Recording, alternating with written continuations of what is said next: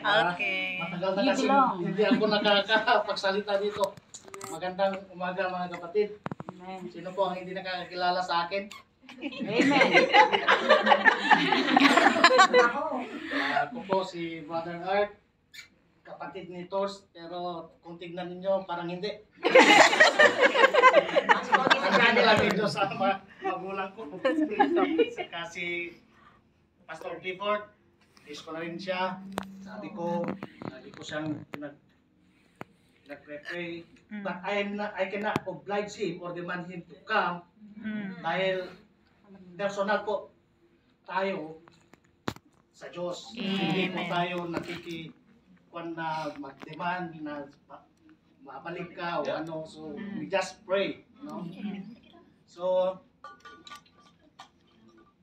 kung problema lang din ang pinag-uusapan, madali din sa akin. Pero sabi nga ng Payabangan na Exodus 14:14, Pandami the Lord shall fight for you, and He shall behold peace. Kaya manahimik ka na lang. Hindi natin tularan si Habakuk. Na si Habakuk ay ang daming questions. He questions God. Yes. Si Habakuk. Tayo mga kapatid, darating tayo sa puntong ganon. Na we always questions God what is happening. Ano? Marami ding problema sa akin, but I'm at peace. Silence. Kahapon nga lang. Pumunta sila sa Tugigaraw, ang buong pamilya ko, walang kuryente sa Apari. Nung nagkaroon na ng kuryente, umandar yung kwan ng tubig hanggang sumabog. Hindi naman sumabog, nasunog.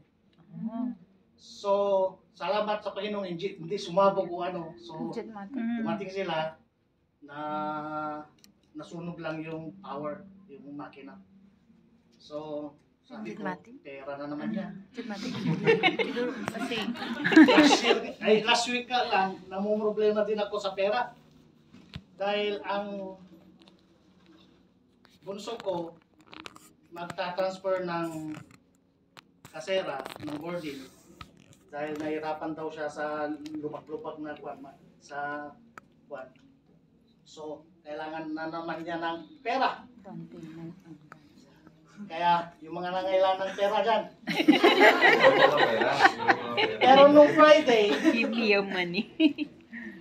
Budgeting. ang biyaya ng Diyos dumating.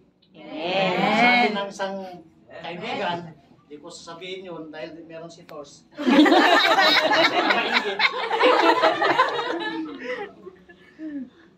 Pwede tayong magkita.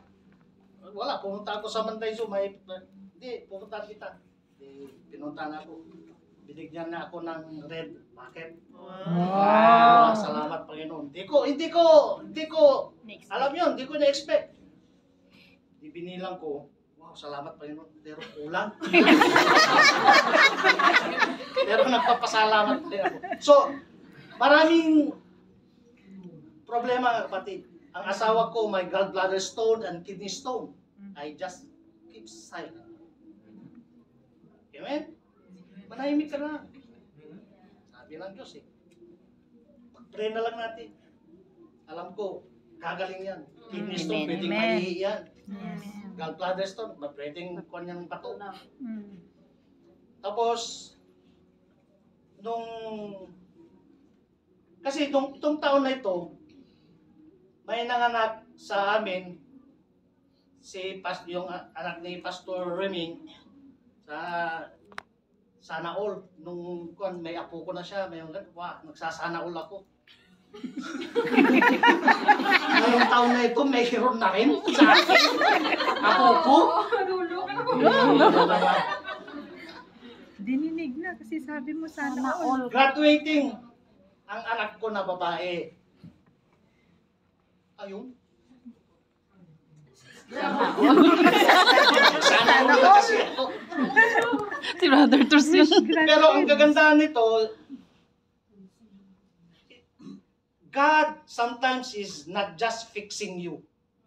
God is repurposing you for the great and His glory. Amen? Akala ko makuan yung pag-aaral niya. Pero ang mga teachers niya at saka yung din, hindi. Itutuloy mo yan. Online. Amen. Kaya nag-o-online siya ngayon. Online. Hindi makuan yung oras niya. Graduating pa rin siya. Salamat sa Diyos. I just Amen. keep silent. Amen? Amen. Ako din. Nagkaroon din ako ng sakit. Hindi nyo lang alam. Allergy. Kumain kasi ako ng tulingan nata yun. Ulo ng tulingan.